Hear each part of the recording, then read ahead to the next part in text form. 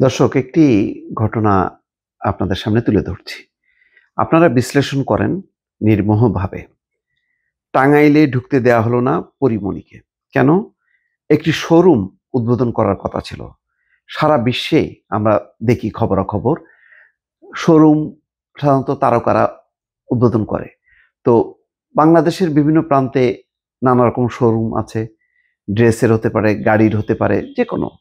এর উদ্দেশ্য থাকে এটা এক ধরনের বিজ্ঞাপন। মডেলরা যেহেতু তারা খুব জনপ্রিয় হয় এবং তারা যেকোনো একটা জিনিস, ফুটবল তারকা হোক, মানে চলচ্চিত্র তারকা হোক, যেকোনো তারকারাই সারা বিশ্বব্যাপী তারা হচ্ছে এই কাজগুলিই করেন। তো বাংলাদেশে এখন আস্তে আস্তে কি এমন একটা পরিস্থিতি তৈরি হলো যে না, তারা এখন পারছেন না। কয়েকদিন আগে চট্টগ্রামে কিন্তু ঘটনা ঘটেছিল তেমনই। মেহজাবিন চৌধুরী, নাটকের অন্যতম মডেল এবং তারকা এবং নায়িকা, তিনি কিন্তু পারেননি।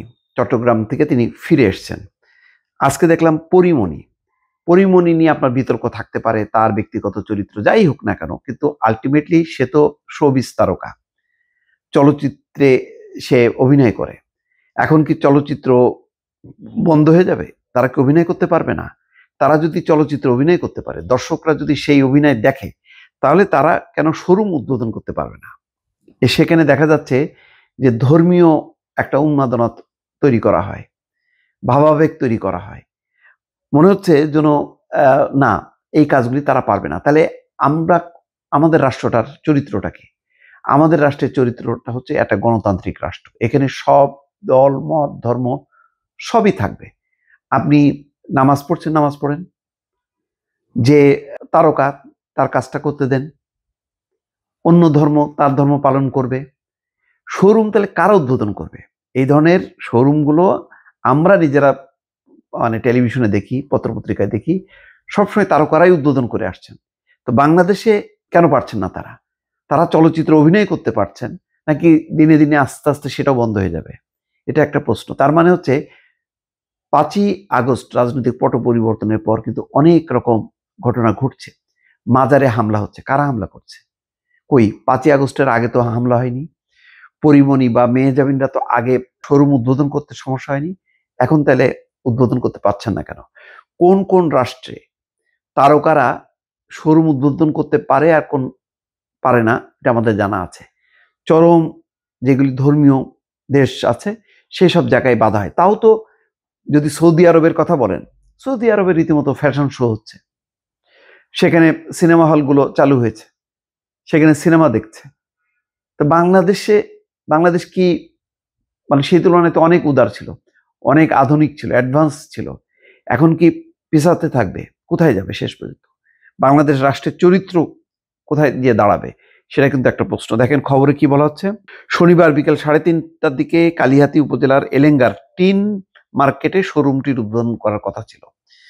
স্থানীয়রা জানায় প্রায় ১৫ দিন ধরে এলেঙ্গায় টিন মার্কেটে শোরুমটির উদ্বোধন অনুষ্ঠানে চিত্রনায়িকা পরীমনি উপস্থিত থাকার বিষয়টি জানিয়ে কর্তৃপক্ষ মাইকিং করে আসছিল।